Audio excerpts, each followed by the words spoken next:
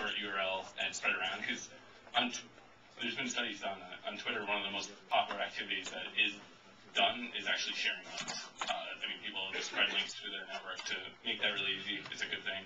And what I also really liked is the way of kind of, organize, showing data by its value, which is also a really great way to say, like, it's one thing to, like, film out the post, but it's another thing to actually, like, pay money to say that it's quality, and that does totally change the landscape of the web.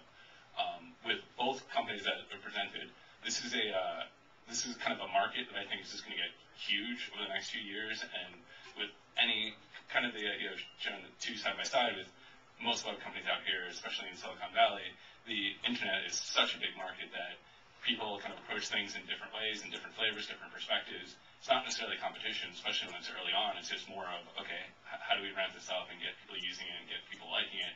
It's definitely a new model that people will need to kind of get used to and jump onto.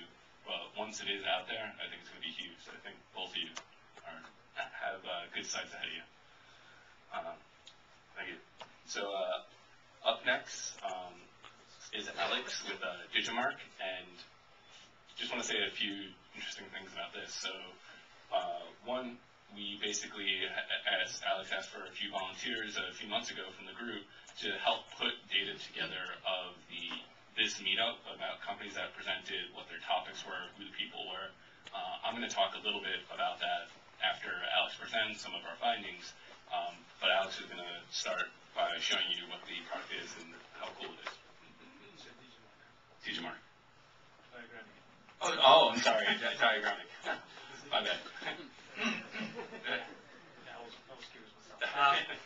Anyway, I have a one-slide presentation and the rest will be demos. So my name is Alex Kouznetsov. Believe it or not, it's the most common last name in Russia. But I think it's easier than Schwarzenegger to spell it. So my background, I spent like a dozen years in research and development, academics, then Intel, and startups. So I'm going to show you how you can connect the dots. That's the message. And that's why we have this kind of logo. How you can visualize your own data. So I'll go straight into the demos, and I'm going to start. The project started a couple of years ago. We visualized Forbes 400 for Forbes magazine. If you go to Forbes20.com, you'll get right to this map. And it's 400 richest people, graduates of 4 universities, and it's an interactive. You can play with this thing. What I like about this is the ratings. The overall ratings of this map is like 4.5 stars out of 5. So we'll look at this for a while and figure out why do we just bring this technology for everybody. So that's what I'm going to show you today. And if you go to that diagrammatic website, there's like a link to the blog, and on the blog you'll find the full screen version of the same diagram because Forbes gave only like 570 pixels on their website. So let me show you what you can do with this thing. So it's interactive. You can kind of see how richest people are related, what do they do in their lives. Let me just show one simple funny example. I'll just uncheck on this diagram. So you see like Bill Gates is here. Can you see it there? It's a little bit small, but Jerry Young and David Phillip. And they all drop out, right?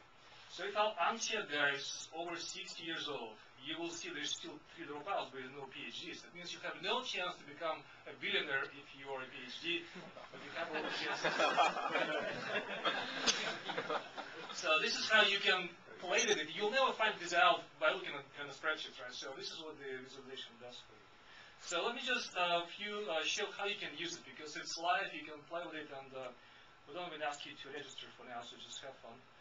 Here's an example. So there's different people, and I just put this little arrow just showing what kind of an interest they have. So the same person may have multiple interests. And when I click on, just copy and paste this example, as I click on the draw diagram, it will kind of map this diagram for me. So I can see how these people are related.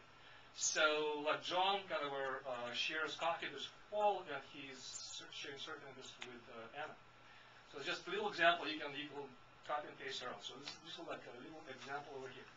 So let's just go to the next one. Now I'm going to do the next one. I'm going to copy data from Google Spreadsheet, and you can do the same thing with Microsoft Excel. Just select the cells that you want, and just go into this field and just paste it here.